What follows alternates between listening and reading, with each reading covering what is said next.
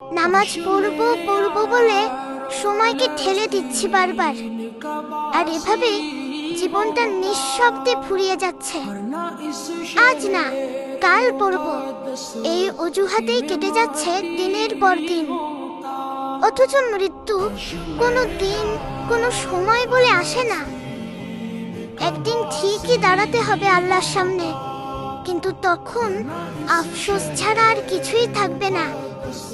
দুনিয়ার ব্যস্ততা, ঘুম, মোবাইল, ভালো লাগা সব কিছুর জন্য সময় বের হয়, শুধু নামাজের জন্যই যেন সময় থাকে না।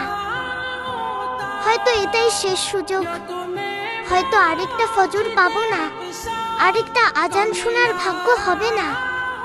তাই আজ থেকেই শুরু হোক ফিরে আসা, সিজদায় মাথা রাখার সেই শান্তি খোঁজার পথটা। আল্লাহ আমাদের সবাইকে হেদায়েত দান করুন, নামাজের প্রতি ভালোবাসা দান করুন এবং শেষ নিঃশ্বাস পর্যন্ত তার ইবাদতে থাকার তৌফিক দিন। আমিন।